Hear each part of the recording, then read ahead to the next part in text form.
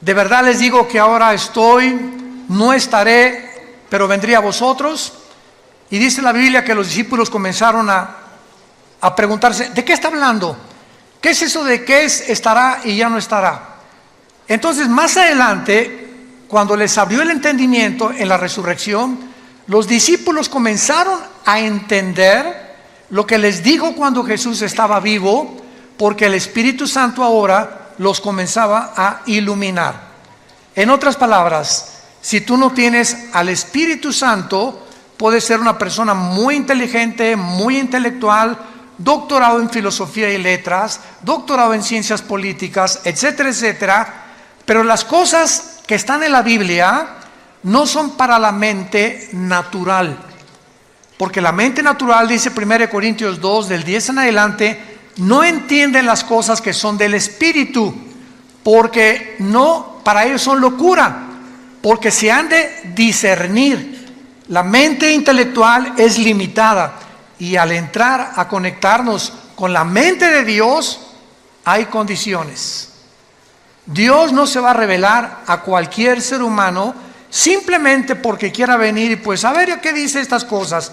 No, la Biblia es hecha por hombres, son leyendas, hay contradicciones. Mira nada más los genocidios, mandaron matar a todos los cananitas. ¿Qué es eso? Entonces la mente natural choca contra los pensamientos de Dios.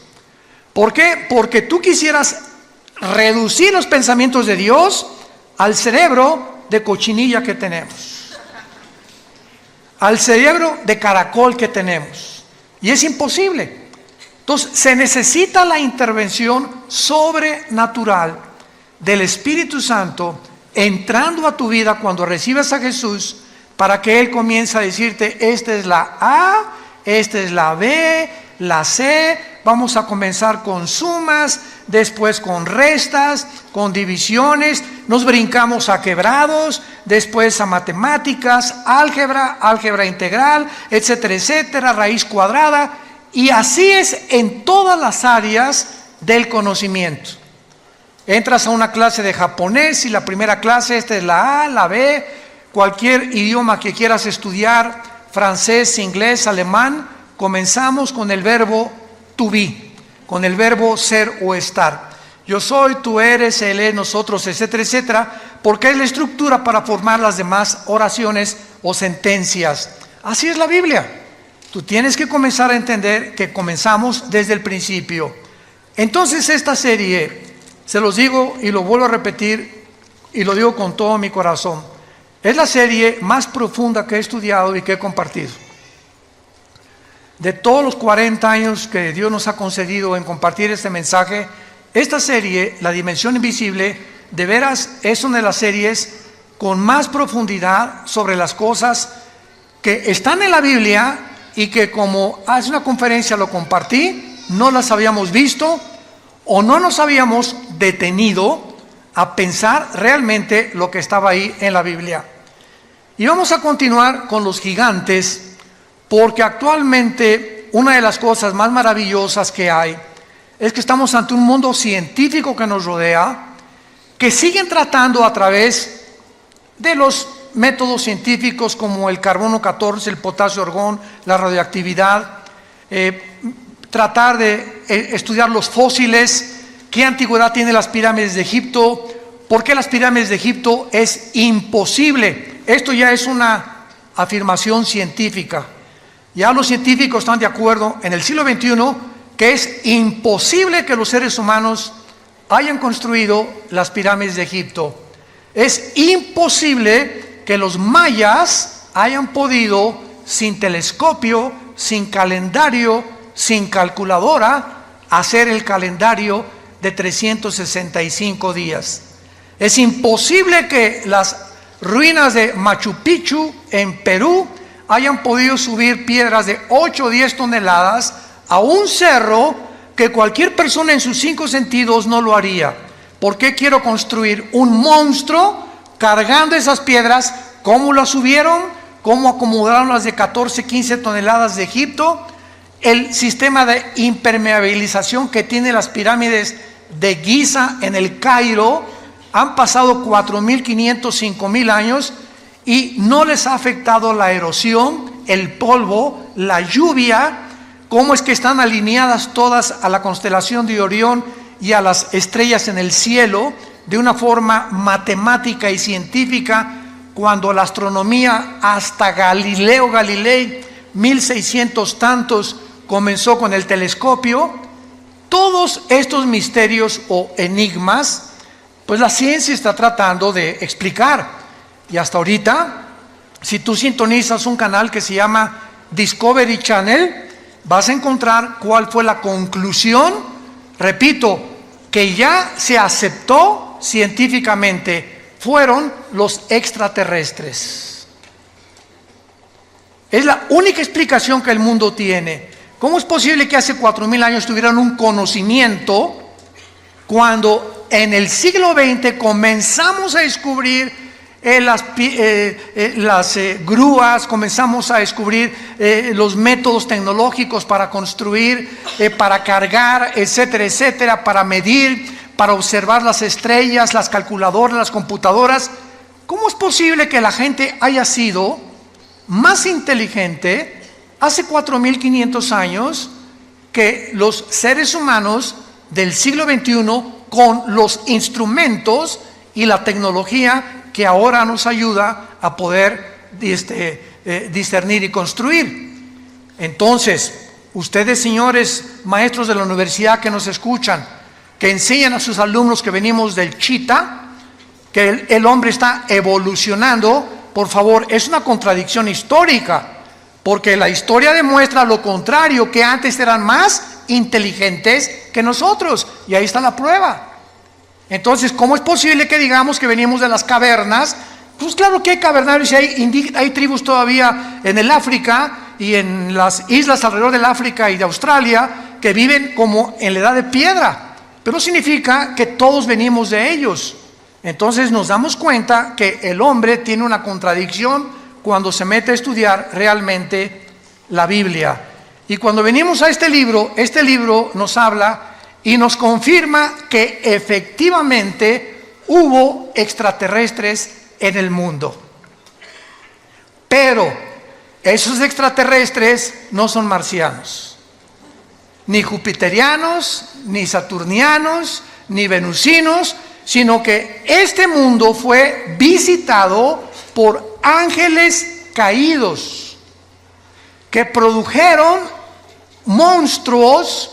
Durante 1000 años este planeta fue habitado por gigantes y se les llama en la Biblia los Nefilim, que significa en el hebreo los caídos, que se encuentran en Génesis 6. Consigan la conferencia anterior, ahí expliqué todo esto.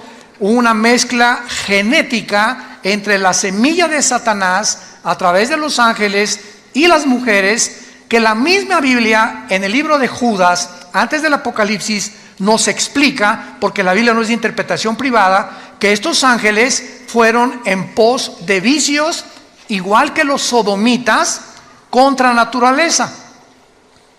Y entonces, así como Sodoma y Gomorra son conocidas, dos ciudades destruidas por Dios, porque el hombre dejó la hombría, que en lugar de la hombría es ser atraído por una mujer, el hombre comenzó a sentirse atraído por el hombre, las mujeres por las mujeres, y en ese momento el ser humano pierde la brújula y comenzamos a desconectarnos de nuestra realidad. Y si tú como hombre tienes el cromosoma Y que determina el sexo masculino, eres hombre. Y si tienes los cromosomas XX, eres mujer. Entonces, si tú tienes genéticamente un cromosoma que es el que determinó tu género, y tu mente te dice que no eres genéticamente lo que la ciencia y la naturaleza dice, tu vida es una lucha no contra Dios, contra la naturaleza, contra tu propia naturaleza, y claro que consecuentemente contra Dios, porque eres el que nos creó. Entonces, todos estos conceptos que encontramos en la Biblia, nos damos cuenta también que en Génesis 3, versículo 15, la primera profecía del Mesías, Dios le dice a Satanás: tu semilla tendrá guerra contra la semilla de la mujer. Vemos dos semillas. La semilla de la mujer te herirá en la cabeza y tu semilla hará caer o le quitará el equilibrio a la semilla de la mujer. Esta palabra semilla, a los que les interese en Génesis 3:15, pon arriba la palabra semilla. Gracias porque trajiste tu Biblia. Te felicito porque eres un estudiante de la Biblia. Entonces, si tú trajiste tu Biblia, rápidamente en Génesis 3:15 ponle a la palabra semilla Sera, con Z, que es la palabra hebrea para esperma. Ya comenzamos, ¿verdad? Hoy, pero lo he visto tantas veces, no me he fijado en eso. Les digo que hay tantas cosas en la Biblia, enigmáticas, misteriosas, que hasta que en 1954, por el amor de Dios, hasta el siglo pasado que se descubre el ADN, el código genético que cada célula de nuestro cuerpo contiene, con toda la información de nosotros, comenzamos a entender lo del esperma y lo de la genética, etcétera, etcétera, lo de la herencia. Y la Biblia se adelantó hace 4.500, 5.000 años para decirnos que Satanás tiene esperma.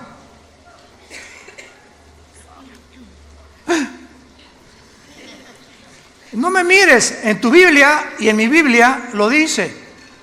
La semilla de Satanás vendría el anticristo. Y de la semilla de la mujer vendría el Mesías. Y comenzamos a interrogarnos. Eso es estudiar profundamente la Biblia. A ver, me voy a detener nada más en este versículo. Número 1, dos misterios. 1, la mujer no contiene la semilla. El que trae la semilla somos los varones. El esperma de mi papá ovuló o fertilizó el óvulo de mi mamá cuando se unieron y se produjo un cigote, y en ese cigote, ya lo comentamos, en ese cigote iba los 23 cromosomas de mi papá, los 23 cromosomas de mi mamá, 46 cromosomas que se juntan en un cigote, y en el momento de la fertilización, señores médicos que nos escuchan, no a las 2 semanas, no a las 4 semanas, no al mes, en el momento de la fertilización, la Biblia dice que ahí se forma la vida humana. Ahí estabas potencialmente tú y potencialmente yo. En el momento que se formó el primer embrión, ahí tú y yo éramos seres humanos con toda la información ya completa, potencial, para irse desarrollando. Tú serás pulmón, tu vesícula, tus riñones, tu sistema nervioso, tus nervios ópticos, tu tímpano, tu piel. Impresionante. Toda esa información codificada en un embrión, en una célula. Entonces ya en el 54, mayor parte de los ya casi ateos ya no hay, comenzaron a darse cuenta que era imposible la evolución. La genética contradice, niega, destruye a cualquier persona que continúe tercamente insistiendo que venimos de tus abuelitos los chitas o de tu padrino el orangután. Imposible genéticamente. Hasta ahorita no hay un cambio, una mutación de una especie a otra especie, pero se sigue enseñando porque el hombre no es posible que descubra en el universo que le rodea los secretos que le pertenecen a Dios. Nuestra mente es demasiado finita. Y aquellos que han luchado contra Dios como los ateos acaban locos. Toda la historia de los ateos del siglo pasado, vean cómo acabaron, todos. Friedrich Nietzsche, Jean-Paul Sartre, Bertrand Russell, el doctor Sam Harris, y todos esos, ¿verdad?, acabaron locos en el manicomio o degenerados sexualmente. Como decía Jean-Paul Sartre, el padre del existencialismo en los 60s, ateo francés, en su libro El Muro, llega un momento en que dice en su libro que me estrello contra la pared, o sea, me doy cuenta que no puedo yo, a través de la investigación científica ni intelectual, ni por más conclusiones e hipótesis que yo pueda hacer, descubrir lo que está detrás de esa pared. ¿A qué le llamaba la pared en su libro? Aquello contra lo cual el ser humano choca por la limitación intelectual con la cual nacimos. No somos dioses. No somos dioses. Los problemas que enfrentamos como matrimonio, como padres, como gobernantes, van mucho más allá de nuestra capacidad para resolverlos. Y por eso el padre, no sé qué hacer con mi hijo, no sé cómo tratar a mi esposa, no sé qué hacer con mi esposo. Tiene una personalidad en la mañana, otra en la tarde y en la noche le digo el anticristo. No sé qué hacer con el gobierno, ¿cuál economía es la mejor? Hijo, ¿a dónde hemos llegado? ¿Cuál sistema, cuál ideología es la correcta? ¿Será el comunismo? ¿Será la democracia? ¿El socialismo? ¿Una monarquía? ¿Qué es lo que funciona? Y probamos una cosa y vamos que fracasó durante más de 70 años como el comunismo y volvemos a desenterrarlo. ¿Por qué? Porque no tenemos respuestas y creemos que regresando a los antiguos patrones vamos a poder a mejorar el patrón, el que ahorita está demostrando que también la democracia no es el sistema perfecto de gobierno. Y el hombre se encuentra en Sudamérica, México, Europa, confundido ideológicamente. Ya la China no es comunista, es comunista, capitalista. Hágame el favor. Jesús, María y José y el burrito que los acompaña. Y el comunismo no es comunismo, ya es socialismo también, o también el comunismo capitalista también. O sea, es una confusión y una mezcla de la ensalada del chef, de filosofías unas con otras, como las religiones. Ahorita religiones que es una mezcla de cristianismo con filosofías orientales y con brujería. Vean nomás qué ensalada, lo que meten en una olla, porque el ser humano sigue buscando la verdad. Aquí está. Yo soy el camino, yo soy la verdad, yo soy la vida, dijo Jesucristo hace 2000 años. ¿Dónde está la luz? En tu luz veremos la luz.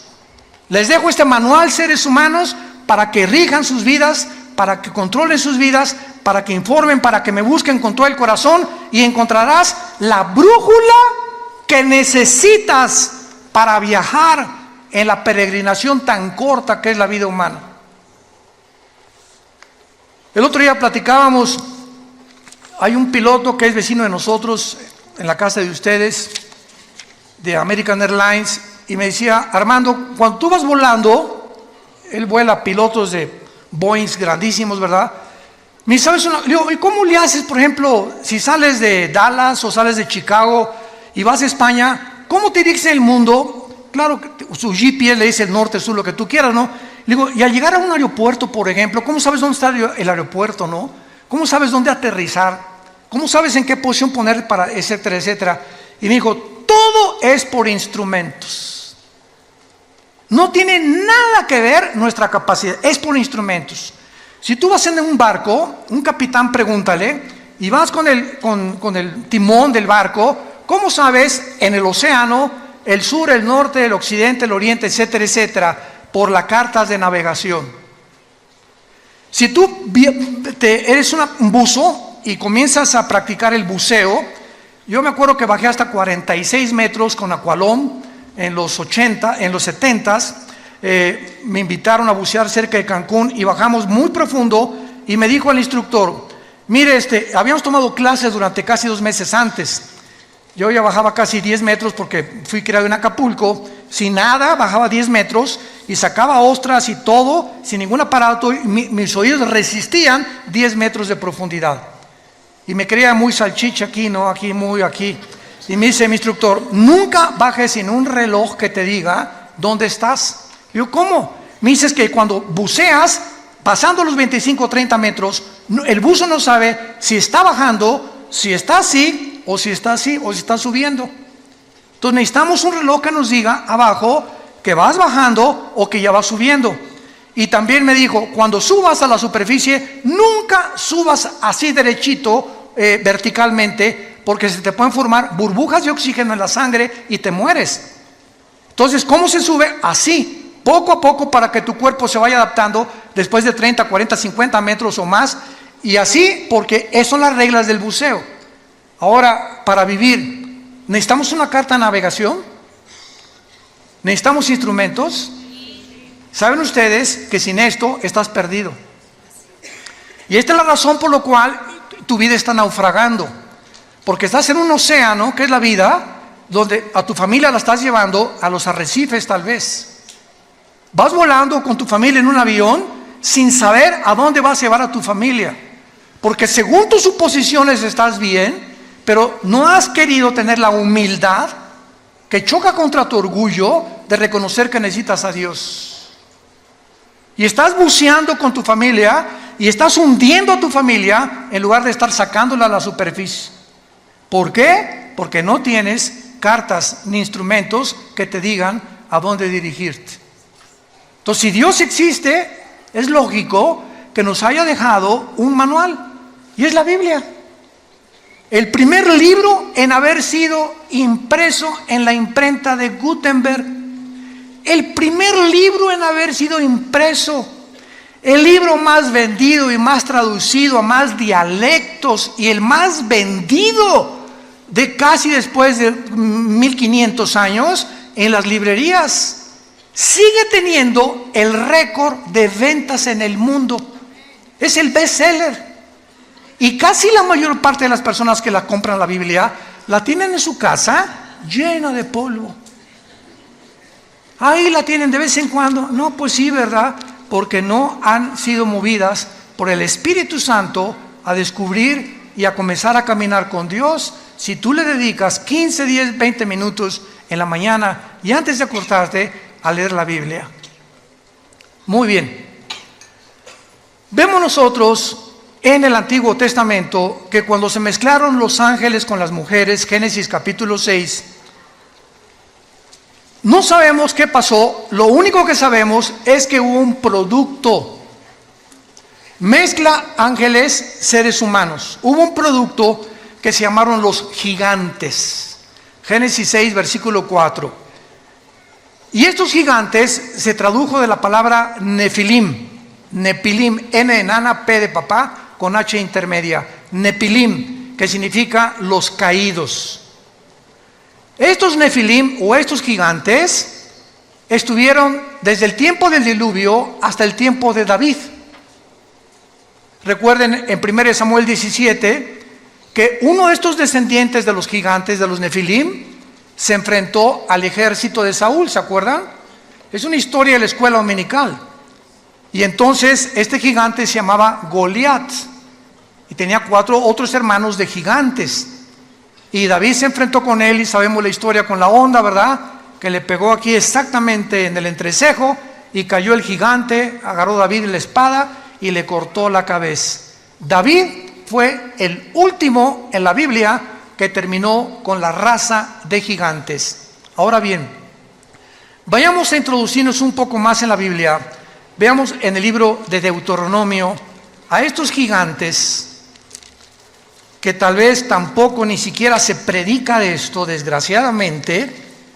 Vamos a comprobar y a corroborar de qué manera poblaron el mundo antiguo y de qué manera estos gigantes eran enemigos tanto de Dios como del pueblo de Dios.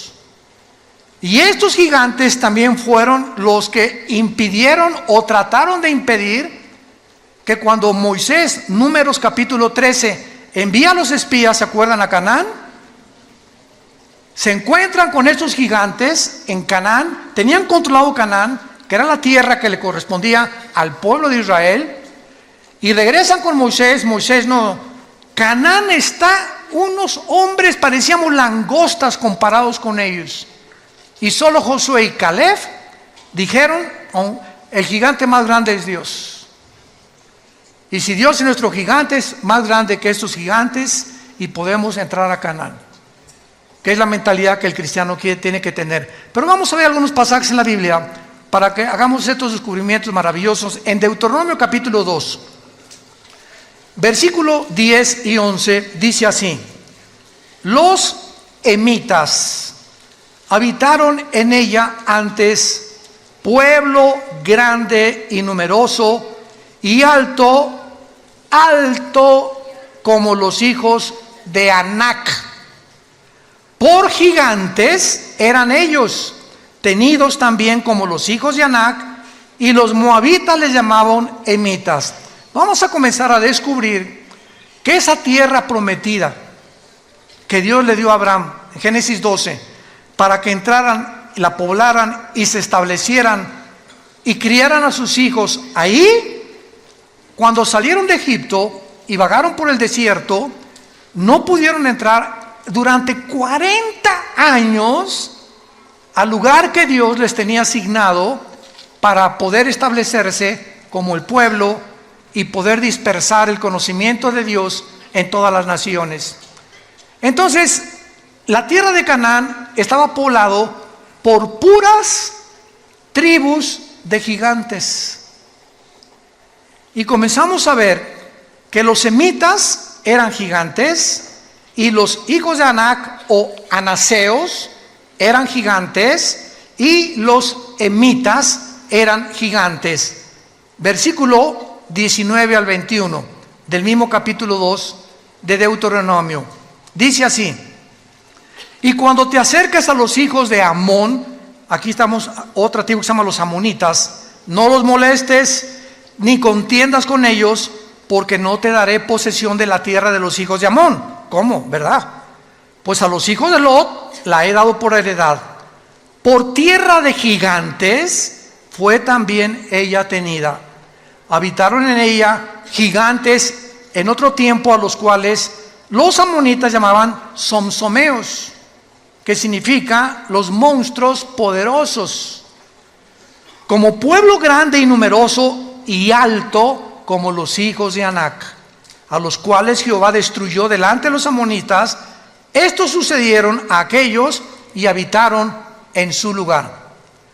Brinquémonos al libro de los Números, capítulo 13, en la famosa expedición que tuvieron los judíos para asomarse a la tierra que estaban habitando precisamente los gigantes, y descubrir que esto fue precisamente lo que les impidió a ellos entrar a Canaán. Dice Números 13, 32 y 33. Pero vamos a leer mejor desde el 30. Números 13 del 30, para tener el contexto.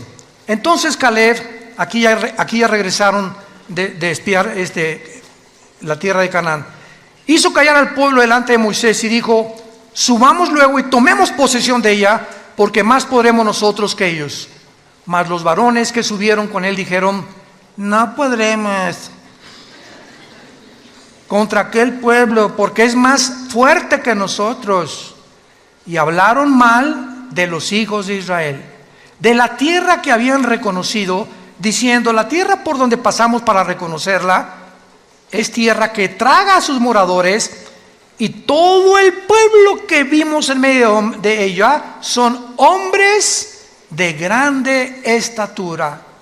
También vimos allí gigantes, hijos de Anac, o sea, los anaseos, raza de gigantes, y éramos nosotros, a nuestro parecer, como langostas, y así les parecíamos a ellos. Vemos pues que este mundo estuvo infiltrado en el tiempo de los antiguos, de nuestros antepasados, por gigantes. La arqueología y la paleontología moderna lo ha descubierto y han encontrado fósiles de estos huesos de los gigantes también. Y la mayor parte de las veces es impresionante, los han escondido. Porque en el día que realmente se demuestre que no venimos del chango, ni del cavernario Galindo, ni de los cavernícolas, etcétera, etcétera, sino que hubo algo que ayudó a nuestros antepasados, a dejar su huella en las pirámides de Egipto, en Machu Picchu, en Stonehenge en Inglaterra, cerca del mar de Galilea en Israel, en los mayas aquí en nuestra población, en el continente americano. Entonces la pregunta de los científicos es: ¿de dónde salieron? ¿Qué vamos a hacer con lo que hemos enseñado? Que venimos de los cavernícolas y no, seguro los extraterrestres.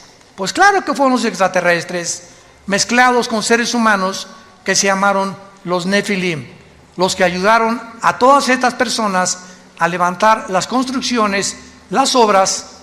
Y esto les quiero anunciar ahora. En 3 semanas volví a reeditar el libro que acabo de escribir, Los Ángeles Caídos. Pero ahora me lo está editando Editorial Berea en Miami y va a salir en 3 semanas con mucha más información, mucha mejor presentación. Ya está en 23 distribuidoras en Estados Unidos. Y en este libro explico todo lo que en esta serie, o en parte de la serie, estoy compartiendo.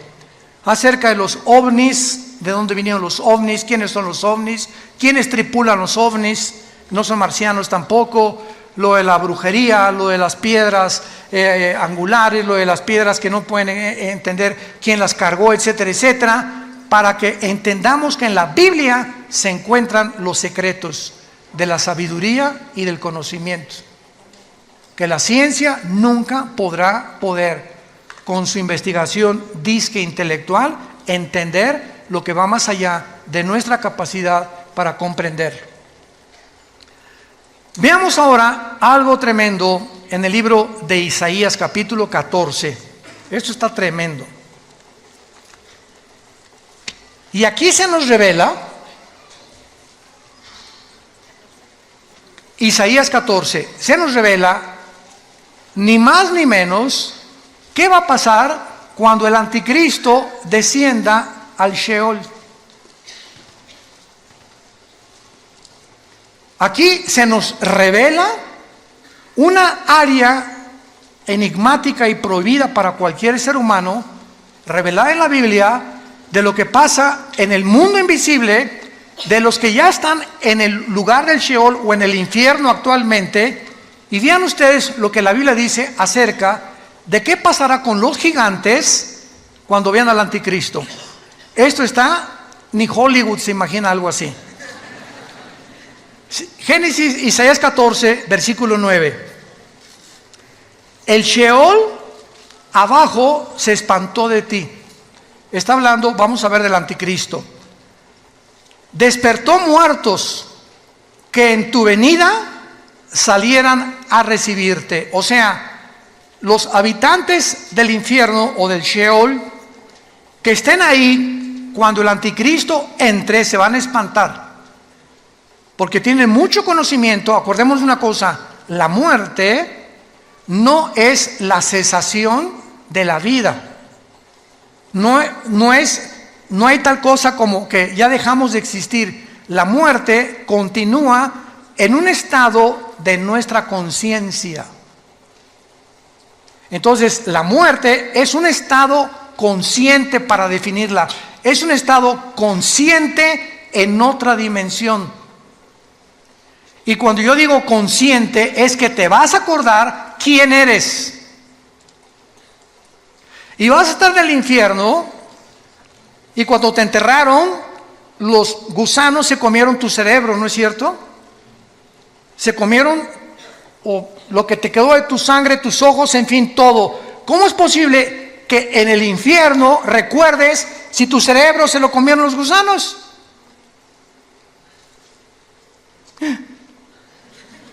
¿A qué concluimos? Que la memoria, los sentimientos y las emociones no están en el cerebro. Continúan estando con nosotros sin el cerebro que teníamos, por lo que pertenecen a la dimensión espiritual. Como los sueños. Los sueños son viajes. No marihuanos, ¿verdad? Desde luego. A menos que, quién sabe que te metes antes de acostarte, ¿verdad? Pero hacemos viajes con lugares, personas. Estamos en un mundo, estamos en una dimensión que el cerebro, así como el hígado produce la bilis y el estómago, los jugos gástricos, el cerebro no produce los sueños ni los pensamientos tampoco. Los pensamientos trascienden al cerebro, y en la neurología se ha tratado, pues aquí en esta zona del hemisferio izquierdo del cerebro hay esto, en el derecho hay esto, estas cosas son lo que más o menos han tratado de ver que está conectado.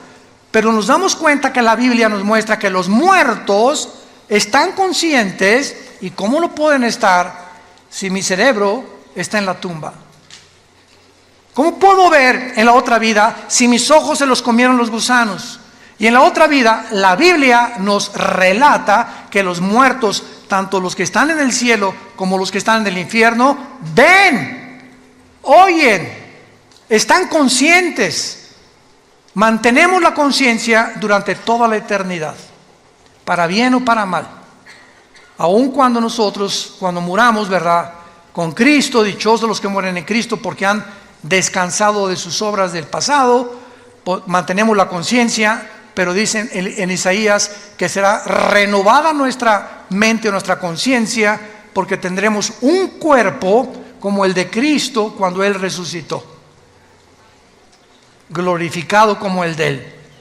Isaías 14: el Sheol se espantó, despertó muertos que en tu venida salían a recibirte, hizo levantar de sus sillas a los príncipes de la tierra, a todos los príncipes de la tierra y a los reyes de las naciones. Qué interesante que mientras estamos en vida anhelamos puestos políticos. Quisiera yo ser rey. Yo sueño con un príncipe azul. Y ahorita los príncipes azules, como el príncipe Harris y Meghan, huyeron del palacio. No quieren saber nada de la monarquía. No sabes el precio que se paga viviendo en unas condiciones bajo la realeza y los protocolos. Le decían a Meghan: tú no puedes usar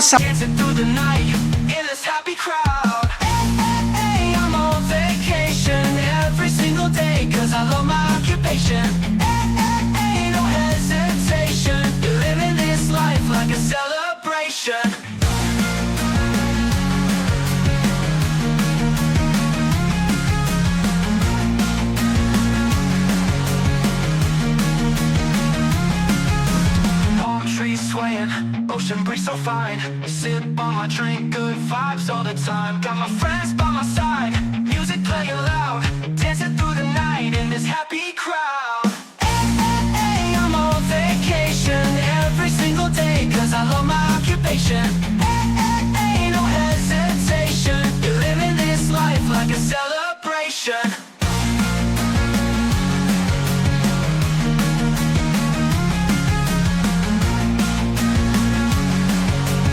zapatos abiertos, tienen que ser cerrados, chiquita. Cuando cruces las piernas, que tu falda llegue 5 pulgadas y no las puedes cruzar. Siempre te tienes que sentar derechita así. Tienes que usar estas cosas, no puedes decir estas cosas.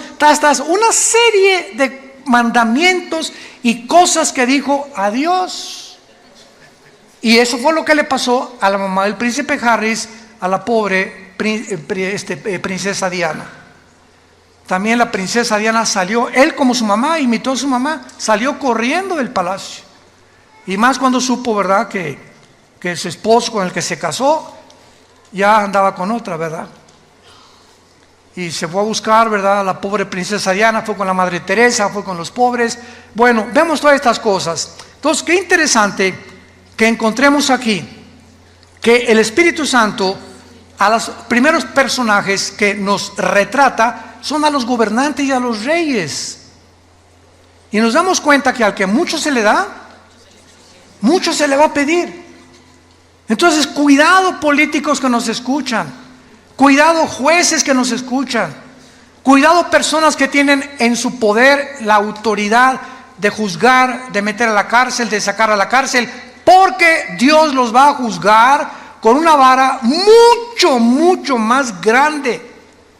Porque esta autoridad es delegada, no es de ellos, es delegada por Dios. Romanos 13, no hay autoridad más que de parte de Dios, y las que hay por Dios ha sido establecida. De manera que el que resista a la autoridad resiste a Dios. Por eso se nos manda someternos a nuestros gobiernos. Que mi gobierno es comunista, mi gobierno es socialista, mi gobierno es esto, mi gobierno es el otro. Oremos por el gobierno, oremos por nuestros gobernantes. Lo único que va a cambiar es la oración. Nada va a cambiar a México, ni a Guatemala, ni a Estados Unidos, ni a Inglaterra, más que nuestra vida. Y así como tú ves, mi oración le podrá cambiar las cosas. Tan chiquita que soy, tan chiquito que soy, ¿me oirán los ángeles también? No, los ángeles no te están escuchando. Te está escuchando Dios, Jesús y el Espíritu Santo. Y así como estás de chiquita y pareces que no valemos nada, cuando nos hincamos, movemos la geografía cósmica y movemos el cosmos con la oración de un solo santo. Puede mucho, al grado que Elías detuvo la lluvia 3 años y medio. Pero ya no soy Elías, me dicen Pancho. Dice en Santiago capítulo 5, Elías oró y la oración del justo puede mucho. Dándonos un ejemplo nada más, que cuando tomas en serio a Dios, no te imaginas el poder de la oración. No nos imaginamos. Y más cuando oramos todos. Vamos a orar todos diario ahora por nuestro gobierno. Que Dios les dé sabiduría, que México tenga paz. Y dice a continuación, versículo 10, todos ellos darán voces y te dirán, ¿tú también te debilitaste como nosotros y llegaste a ser como nosotros? O sea, cuando el anticristo gobierne, todo el mundo lo va a ver. ¿Quién como él? Dice Apocalipsis 13. Y con poderes, y va a hacer que caiga fuego del cielo y milagros, esto y el otro. Una inteligencia diabólica increíble. Va a resolver los problemas de la economía, de la pobreza, todo va a ser un genio que el mundo se va a hincar delante de él y va a decir, este es el Mesías, este es el líder que necesitaba el mundo. Y cuando baje al infierno, los que murieran antes que en él, decir, ¿eras tú? ¿Tú eras esa chinche que estabas ahí brincando como un comal cuando estabas vivo? Ahora eres igual que nosotros. Qué impresionante es esto, pero lo más impresionante es lo siguiente. Dice la Biblia, el versículo 10, darán de voces y te dirán todo lo... Pero la palabra, apunten ustedes por favor, en el versículo 9, el Sheol abajo se espantó de ti, despertó muertos. Esa palabra muertos es la palabra Refaim, que es otra de las palabras hebreas para los gigantes y para los nefilim. Ahí van a estar los nefilim o los espíritus de los gigantes en el infierno con otros espíritus de seres humanos también. Y vemos nosotros que la Biblia los coloca ahí porque vamos a ver otro pasaje donde estos gigantes que habitaban la tierra, mezcla híbrida, ángeles humanos, no van a resucitar. Tanto los buenos como los malos vamos a resucitar, ¿correcto? Por más malo que seas, después del milenio, Apocalipsis 20 del 11 al 15, el juicio del gran trono blanco es la resurrección, que es la segunda muerte de los incrédulos. Isaías 26, demos la vuelta a Isaías 26. Dejamos a la Biblia seguir hablando. Génesis 26, Isaías, disculpen, Isaías 26, versículo 14. Vean nada más este versículo, Isaías 26, 14. Muertos son, no vivirán. Han fallecido, no resucitarán. A ver, espérenme tantito. Usted oiga, maestro del Instituto Bíblico, maestro de teología, ¿quiénes no van a resucitar? Tanto los buenos como los malos. ¿Quiénes son? ¿Qué género o qué entidad espiritual está mencionando aquí que ellos no van a resucitar? La palabra fallecido y muertos ahí, apúntalo, es la palabra Refaim. Otra vez, los gigantes. Ellos no van a resucitar. Yo vi tantas veces este versículo y así pasa. No lo entiendo, le doy la vuelta a la hoja. Porque es lo mejor que podemos hacer, ¿verdad? Chocamos con tantas cosas en la Biblia que le sigo leyendo mejor. Como cuando comemos pescado, ¿no? Ahí me encanta el guachinango, así me encanta así uno entero, frito al mojo de ajo. Y lo quitas, ¿verdad? Le quitas la cabeza, etcétera, etcétera. Y lo comienza a comer, le quitas el espinazo, la colita la chupas, es rica. Pero vas a encontrar muchas espinas todavía. ¿Y qué haces cuando te encuentras una espina? ¿Ya dejas de comer? No, ¿verdad? Te la quitas y la pones a un lado y te sigues comiendo la carnita. Así es la Biblia. Nos encontramos con tantas espinas que, no porque no lo entienda, la voy a dejar de leer. Voy a dejarla y voy a seguir comiendo lo que creo que puedo entender. Y tal vez el año que entra, en 2 años, en 5 años, vas a entender y regresar a lo que ahorita estamos compartiendo y lo vas a entender. Así es la palabra de Dios. Muy bien. Ahora entonces vemos claramente, ¿verdad?, que durante los días de Moisés y Josué, muere Moisés, Josué se encarga de matar a los gigantes. O sea, todas las guerras de Josué eran contra 7 ciudades cananitas. La primera, acuérdense que fue Jericó, ¿se acuerdan? Que cayeron los muros de Jericó cuando los sacerdotes tocaron los shofares, cuando oyeron tutú, tutú en la 7ª vuelta, se cayeron para que aprendieran que no es con espada ni con ejército, es con el Espíritu de Dios. Que no hay inteligencia, ni conocimiento, ni sabiduría contra Dios. El caballo se prepara para la batalla, pero Dios te da la victoria. Tú tendrás enemigos y tendrás gente que te quiera hacer mal, etcétera, etcétera. Pero sabes una cosa, detrás de todo hay un mundo espiritual. Y si tú caminas con Jesús, es tuya la victoria. Es tuya la victoria. Ahora vean.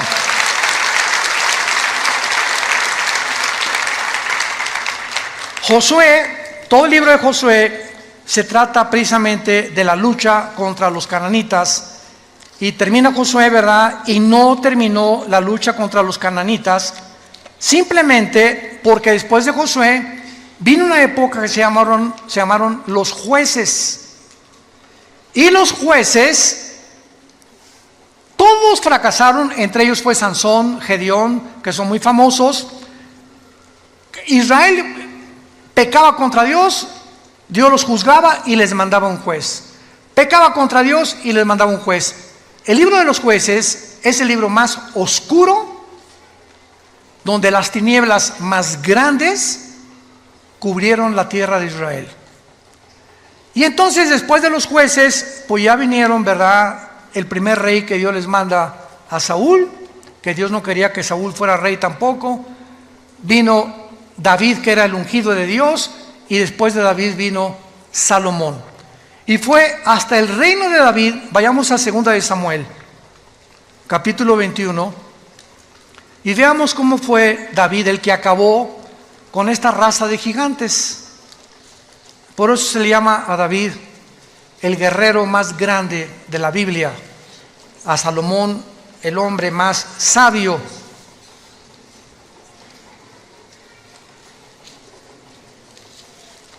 Y a Sansón el hombre más fuerte.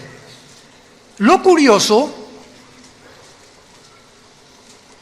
de que el hombre más sabio de la Biblia, Salomón, el guerrero más fuerte de la Biblia, David, y el hombre más fuerte que cargaba una puerta casi de 150 kilos y con una quijada mataba leones, Sansón. Estos 3 hombres los venció una mujer. Con razón tanto feminicidio, ¿verdad? Una sola mujer fue la causa y Dios lo deja. Y lo interesante también es que, ¿se acuerdan quién venció a Sansón, verdad? ¿Sabes qué significa Dalila? La que debilita a los hombres.